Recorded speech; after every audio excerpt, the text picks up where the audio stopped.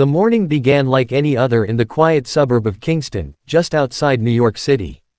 The autumn air was crisp, the sidewalks lined with yellowing leaves that crunched underfoot.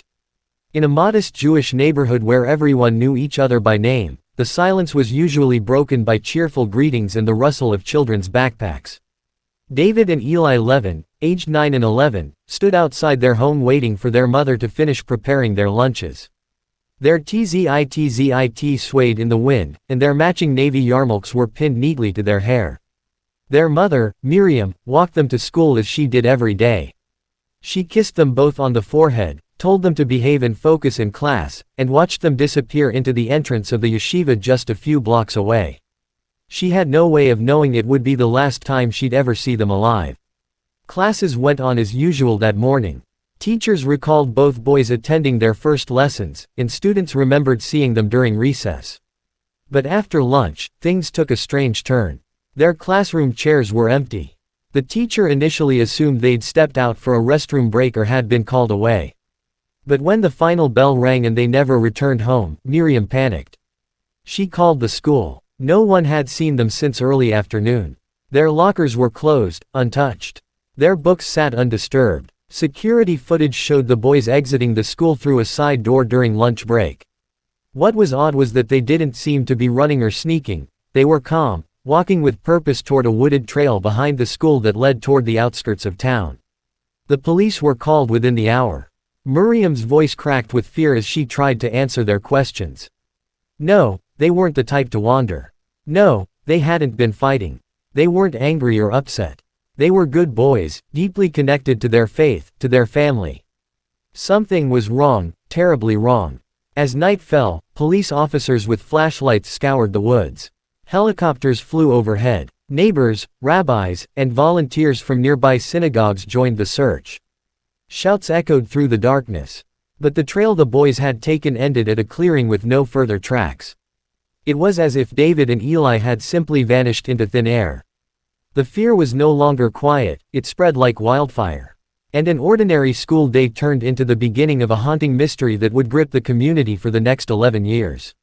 The school remained under lockdown for hours that afternoon.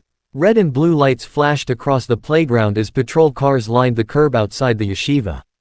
Uniformed officers moved methodically through the hallways, classrooms, and storage closets, calling out the boys' names, hoping for a response that never came.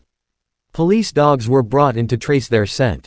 Teachers stood outside their doors, stunned and whispering to each other. The head rabbi, a stoic man known for his calm demeanor, wrung his hands as he spoke to detectives, his voice low and shaken. Parents, alerted by word of mouth and emergency messages, began arriving in droves. They stood outside the gates with frightened faces, clutching their children tightly as they were released one by one. But two boys, David and Eli, never came out. The search expanded quickly. Officers and volunteers combed through the wooded trail behind the school where the boys had last been seen. It was a narrow path, often used as a shortcut by older kids heading home. Beyond the trees, the trail split in several directions, toward a residential area, a construction site, and further still, the edge of a quiet lake known to few. Flashlights cut through the underbrush. Searchers shouted their names, over and over, growing more desperate as daylight faded. Helicopters swept over the area, their spotlights casting long beams over empty fields and rooftops. Roadblocks were set up around the neighborhood. Flyers with the boys' school portraits were printed and taped to utility poles, synagogue doors, and shop windows. Missing: David and Eli Levin, last seen wearing yarmulkes, white shirts, dark pants. If seen, call immediately. Despite the enormous effort, no one had seen them leave the school grounds. There were no witnesses beyond the single grainy clip from the school's side entrance camera. Police reviewed it endlessly, the brothers, side by side, stepping into the trail at 12:17 p.m. No sign of struggle, no visible threat. But they never emerged again. As hours turned into days, frustration grew. Dozens of tips poured in, sightings in nearby towns, a report of boys boarding a bus, even a neighbor claiming to have heard children's voices by the lake. Each one was investigated and ruled out. No credible lead, no trace of them. It was as though the earth itself had swallowed them whole. The community, once filled with noise and laughter, grew quiet. Yeshiva teachers wept silently in the staff lounge. Children walked in pairs, clutching their backpacks tighter than before. And Miriam Levin, with hollow eyes and a trembling voice, continued to ask one question no one could answer. How can two children just disappear? The days blurred into weeks, and the search for David and Eli began to shift from frantic urgency to quiet despair. The initial storm of activity, police, helicopters, press conferences, began to fade. The flyers around town slowly curled at the corners, weather-worn and ignored. Though the official investigation continued, the silence surrounding the case grew heavier by the day. It was as if the entire town had entered a mourning period without a funeral. Miriam and Jacob Levin, the boys' parents, became familiar faces on every local news channel. At first, they were composed, determined, clinging to hope. They spoke directly to the camera, pleading, "If anyone has seen our sons, if you know anything, please, we are begging you. Come forward." But as the weeks passed with no answers, their faces began to change. The light in their eyes dulled. Their voices cracked more often. Hope became harder to hold onto. The Jewish community that had once been a safe, close-knit haven now pulsed with anxiety and whispered suspicions. Some began to speculate, had the boys been targeted? Was it an anti-Semitic act? Or had someone close to them played a role? Gossip mingled with grief. Trust began to fracture. Detectives followed dozens of leads. A suspicious van seen parked near the school. A known predator who had recently been released from prison. A lone fisherman near the lake who seemed off. None of it led anywhere. Interviews were conducted. Polygraphs administered. Computers seized. But the case, despite its haunting weight, gave up no secrets. The parents hired private investigators when official channels dried up. Volunteers from neighboring towns joined in searches of abandoned buildings, forests, and rivers. They organized search parties every weekend, no matter the weather. Miriam often went herself, even when others told her it was hopeless. "A mother never stops looking," she would say. On the one-year anniversary, a vigil was held on the school grounds. Hundreds attended. Candles were lit. Psalms were sung. The boys' empty chairs were placed at the front of the crowd. A framed photo of the two smiling brothers stood nearby, their innocence a sharp contrast to the mystery that surrounded them. But even among the most faithful, doubt began to creep in. Were the boys still alive? If they were taken, why hadn't there been a ransom demand? If they'd run away, why hadn't they contacted anyone? Their names were added to national missing child databases, but no solid leads ever emerged. The Levin family's home became a shrine to their sons. Backpacks still hanging by the door, drawings taped to the fridge, twin beds perfectly made, waiting. The weight of the unknown pressed down on everyone. Closure was a luxury no one could afford. Eventually, the case turned cold. Investigators were reassigned, tips stopped coming in, and while life resumed in small, quiet steps for most, a shadow hung over the town like a wound that refused to heal. The disappearance of David and Eli wasn't just a mystery, it was a scar on the soul of the community. The sun hovered low over the horizon, casting a warm amber glow across the still surface of Lake Minnewaska, a secluded body of water tucked away behind dense woods just outside the town. It was a place few visited anymore, too remote, too forgotten. Once a popular fishing and hiking spot, the trails around the lake had become overgrown with time, and the lake itself had earned a reputation as murky and bottomless, a place whispered about in town folklore. On that quiet Saturday morning, 11 years after David and Eli Levin vanished, a volunteer dive team arrived at the lake. The group, known for helping with cold cases and missing persons investigations, had been given permission to train in the lake's cloudy waters. The outing wasn't officially connected to the Levin case, but one of the divers, a retired state trooper named Roy, had always found the disappearance of the boys unsettling, unresolved. Something about that case had never sat right with him. And as he looked out at the lake's glassy surface, a chill ran down his spine. The team suited up, checking oxygen tanks, regulators, and communication gear. The plan was simple: sweep a grid across the eastern edge of the lake, practice sonar readings, and test underwater visibility. They slipped silently into the cold water, their bubbles rising in bursts. Visibility was poor, less than 3 feet, and the lakebed was thick with silt and broken branches. Roy led the group, his flashlight cutting a narrow cone of light through the dark water. Minutes passed, then nearly an hour. It was during the second pass of their search grid that Roy's hand stopped mid-motion. Something caught the edge of his light, unnatural, metallic, and too geometric to be a boulder or tree limb. He froze, waved over his partner, and pointed. They descended carefully, silt swirling in a thick cloud as they brushed away layers of algae and sediment. There it was. The outline of a car, submerged and buried nose first into the lakebed, its rear slightly elevated and blanketed in moss. The windows were coated in grime, but the general shape was unmistakable, a compact sedan. Roy's heart began to pound. He motioned for the team to surface. When they emerged, the team gathered at the shore, breathless and alert.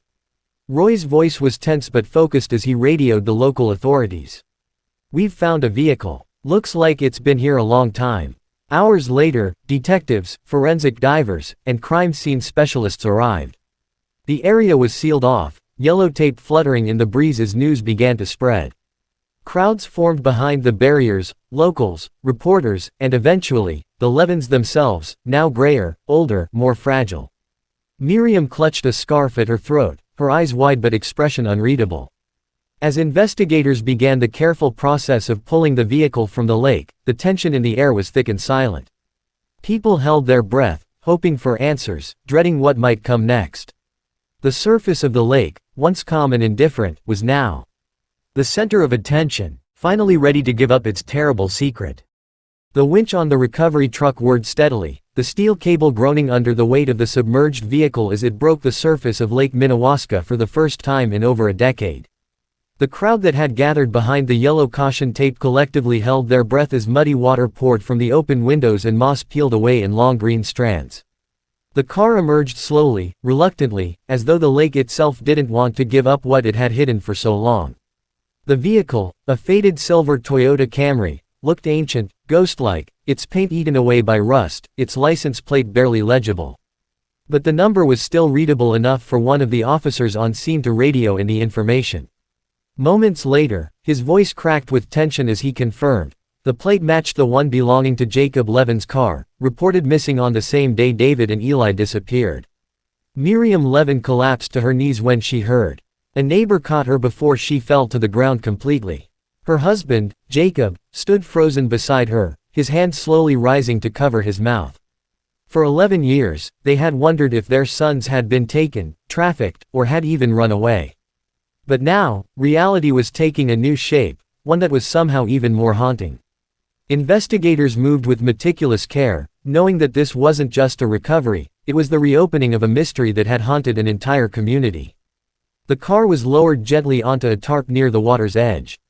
The doors, sealed by time and pressure, took effort to pry open. A rush of foul, earthy air escaped as they did. Inside, the scene was eerie and still. On the back seat lay two small, tattered backpacks. A flashlight. A spiral notebook, warped and moldy, its ink bled into illegible swirls. Tucked in the torn side pocket of one of the bags was a crumpled yarmulke, its fabric stiff with age. One detective reached for it slowly, his gloved hands shaking ever so slightly. It was then that they noticed what sat in the front seat, two skeletons, slumped toward the steering wheel and passenger door, their bones discolored by years underwater. Time and water had stripped away identity, but their size left little doubt. These were children. DNA tests would later confirm what everyone there already knew in their hearts. It was David and Eli Levin. The car, once their father's, had become their coffin. Speculation buzzed quietly among the onlookers. Had the boys taken the car themselves? Had someone they trusted driven them? Why this lake, so far from the school, so deep into obscurity? The location raised just as many questions as it answered. The road leading to the lake's edge was an old, unpaved maintenance trail, barely visible anymore, and known only to locals who had used it decades ago. No signs of foul play were immediately visible. No blunt force trauma. No restraints. No damage to the car other than what time and water had done. But the absence of obvious evidence didn't silence the whispers, especially not in a case so steeped in mystery. As the remains were respectfully removed and taken into the custody of the medical examiner, the sun began to dip below the trees. The lake, disturbed for the first time in years, rippled under the orange light like it was trying to settle back into silence. But there would be no silence, not for the family, not for the community, and certainly not for the investigators who now had to solve not just a disappearance but the tragedy behind it. The autopsy room was quiet, a sterile space filled with the hum of fluorescent lights and the soft rustle of paperwork. Forensic pathologists moved carefully, methodically. They had examined countless remains in the past, but these bones, small, fragile, and long, submerged, carried with them the weight of a story no one ever stopped telling. When the initial DNA test results returned from the lab, the confirmation came in a cold, printed line: the skeletal remains in the front seats of the recovered Toyota Camry belonged to David and Eli Levin. The news struck the town like a thunderclap. After 11 years of hoping, mourning, speculating, and searching, the boys were finally found, yet it brought no peace. The questions multiplied. How had two children, ages 9 and 11, ended up at the bottom of a lake in their father's missing car? Why was Jacob Levin's vehicle never found, never reported stolen? Why were there no signs of anyone else involved? The contents recovered from the vehicle were catalogued carefully: backpacks, clothing, notebooks, a rusted flashlight, a baseball glove, and the yarmulke. Miriam Levin was asked to identify some of the items. She held the yarmulke to her chest and wept in silence. The notebook, though ruined, still had the faint outline of David's name on the back cover in blue ink. These weren't just artifacts, they were the last pieces of her son's lives before the world turned upside down. Detectives sat down with the forensic team to review early findings. There were no visible signs of trauma on the boy's remains, no fractures suggesting violence, no bullet wounds, no broken bones from a struggle. Toxicology was impossible after so long underwater, but there were no remnants of restraints, tape, or rope either. The doors had been closed but not locked. It looked, inexplicably, like the boys had simply sat down and never got back up. What did begin to emerge, however, was a timeline reconstructed from the car's final resting position. Tire tracks, faint but still visible along a forgotten access path to the lake, suggested that the car had traveled deliberately to the water's edge. The drop-off was shallow but sudden. If someone unfamiliar with the terrain had driven the car there, especially at speed or under pressure, it could have easily gone unnoticed. And once it entered the lake, the thick mud and moss likely swallowed the sound, pulling the vehicle beneath the surface in near silence. More haunting still was the fact that the car's keys had been found in the ignition. Investigators began cross-checking old witness statements. Had anyone seen the car that day? A neighbor remembered the vehicle missing, but the assumption was that Jacob had taken it for errands. Jacob, when re-questioned, grew visibly shaken. His voice trembled as he explained that the car had been parked on the street the morning his sons vanished, but by the time police arrived that evening, it was gone. He had mentioned it to officers, but with the chaos of the boy's disappearance, that detail had been swallowed in the confusion. Until now, speculation spread like wildfire. Had the boys been trying to run away and taken the car themselves? Unlikely. Neither knew how to drive. Had someone they trusted, an older friend, a family acquaintance, offered to take them somewhere? Were they tricked, then abandoned? Theories spiraled, each more desperate than the last. But what grounded everyone, what hit hardest, was that two children who had once laughed and learned and walked to school every day had spent over a decade beneath dark waters, just a few miles from home, unseen, unheard, and unrescued. No matter what the forensics would eventually reveal, the truth had already begun to settle painfully in the hearts of those who loved them. David and Eli didn't vanish into thin air. They were always there, waiting to be found. The funeral was held on a gray morning, 11 years and 2 weeks after David and Eli Levin disappeared. The sky hung low over the synagogue, thick with unfallen rain, as if the heavens themselves struggled with the weight of the day. The entire town came out, dressed in black, their faces lined with sorrow and disbelief. It was not just a burial, it was the long overdue goodbye that no one had ever been able to say. Two small wooden caskets sat at the front of the sanctuary, side by side, covered in white prayer shawls and surrounded by flickering candles. Miriam and Jacob Levin sat in the first row, hands intertwined, grief carved deep into their expressions. Miriam's face looked like parchment, fragile, folded in sorrow, but she remained upright, silent, composed. She had cried so much over the years, she wasn't sure her body had any tears left. The rabbi spoke gently, his voice thick with emotion as he recalled the boys, David's curiosity, Eli's humor, their unbreakable bond. Even now, he said, his voice catching, they remained side by side. There was something both beautiful and unbearable in that truth. They had entered this world together, learned together, disappeared together, and now, they were being laid to rest together. Friends of the family came forward one by one to speak. Teachers shared stories of the boys building Lego cities in the classroom, whispering inside jokes in Hebrew, or helping younger students pick up dropped books. Neighbors recalled their laughter echoing in the street during summer evenings, chasing a soccer ball until the sun dipped below the trees. But every story felt unfinished, cut off mid-sentence, like a song that had stopped too soon. As the service ended, the congregation followed the family in a slow procession to the cemetery. The cars moved in a silent line down familiar streets, past the boys' old school, the corner store where they'd bought gum, the park where they once swung high into the air, believing they might touch the clouds. At the gravesite, the air was damp and cold. The rabbi recited the Kaddish, the ancient prayer of mourning, and the community responded in unison. When it was time, Jacob Levin stepped forward first, shovel in hand. With trembling arms, he placed the first mound of earth on his sons' graves. Miriam followed, whispering something under her breath no one else could hear. Then came the others, each taking a turn, each gesture a silent promise that the boys would not be forgotten. Somewhere in the crowd, a child cried. Somewhere else, a woman fainted. The wind picked up just enough to stir the tall grass, and for a moment, it sounded like the whisper of two small voices in the breeze. After the burial, people stood in small groups, unsure of what to say. What comfort could they offer after 11 years of not knowing, of hoping, of imagining every terrible possibility? Now that the boys had been found, the ache had not lessened, it had only changed shape. The Levin home, once filled with framed photos of missing flyers and memories frozen in time, now had two dates etched into each image, a birth and a final goodbye. The shrine of hope had become a shrine of remembrance. Yet even in grief, there was a quiet resolution. The truth, as devastating as it was, had emerged. David and Eli were no longer lost. And though answers still felt distant, why it happened, how, and who may have been involved, there was at least a sense of finality. The endless loop of uncertainty had ended. And in that, there was a sliver of peace. Not healing, not yet, but the beginning of it. The town of Wilton slowly returned to its routines, but something had changed forever. The discovery of David and Eli Levin's remains had closed one chapter, but opened another, full of questions no one could yet answer.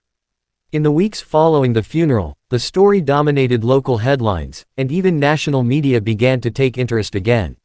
News vans lined the streets outside the Levin home, and reporters revisited the case, hoping to shed light on the tragic ending no one had seen coming. Investigators reopened the file officially, reclassifying the case from a disappearance to an unresolved death investigation. There were too many gaps, too many loose ends to call it an accident and walk away. The car, now stored in an evidence facility, was carefully examined again. The data from the vehicle, its frame, brakes, steering system, was scrutinized. Analysts debated whether a child could have operated it long enough to get it to the lake's edge. Most agreed it was unlikely. The theory that David and Eli had taken the car on their own didn't match the known facts. So the questions grew sharper. Who had driven the car that day? And why? Law enforcement began re-interviewing everyone from the original investigation: teachers, classmates, extended family, neighbors. Many remembered strange details in hindsight. A man parked outside the school weeks before the boys disappeared, someone asking about their schedule, even an argument overheard between Jacob and an unknown visitor just days before the boys vanished. Individually, the memories meant little. But collectively, they began to sketch a hazy outline of a possibility: someone had orchestrated this, or at the very least played a role. A task force was formed quietly, composed of state detectives, FBI agents specializing in cold cases, and forensic psychologists. They built a timeline from scratch, re-examined evidence, and scoured digital archives for surveillance footage and data that had never been available in 2014. A name surfaced: someone known to the Levin family, someone who had left town shortly after the boys disappeared. A person who had been questioned, but never seriously considered a suspect. As suspicion mounted, authorities sought out the individual, now living in another state, using a different name. A warrant was issued for questioning, and the nation watched as this new thread began to unravel. Back in Wilton, the town lived in a suspended state, hopeful, cautious, still haunted. The local synagogue held another service for the community, this one not of mourning but of resilience. The rabbi, standing before a sea of tear-worn faces, reminded them that justice is sometimes slow, but truth has a way of surfacing, even after years of darkness. Miriam and Jacob found themselves visited often, not just by detectives, but by strangers. People sent letters, left flowers on their porch, shared stories of how their son's disappearance had changed their own lives, their own parenting, their faith. A mural was painted on the wall near the school, showing two boys walking hand in hand toward a sunset. Below them, the words, "Never lost, never forgotten." Despite the progress in the investigation, the Levins knew the answers wouldn't bring their sons back. But they hoped it might prevent another family from enduring such suffering. Miriam began speaking at schools and community centers about missing children, advocating for stronger alert systems and mental health support for grieving families. Her pain had become a mission. As summer turned to fall, the lake grew quiet again. Its surface, now free from the secrets it had kept for so long, reflected the golden leaves above. But beneath its beauty, it remained a place of memory. Not just of tragedy, but of discovery. Of truth, at last uncovered. The story of David and Eli didn't end with their burial. It lived on in the people they touched, the community they shaped, and the search for justice still unfolding. The lake had been their silence, but now the world was their voice.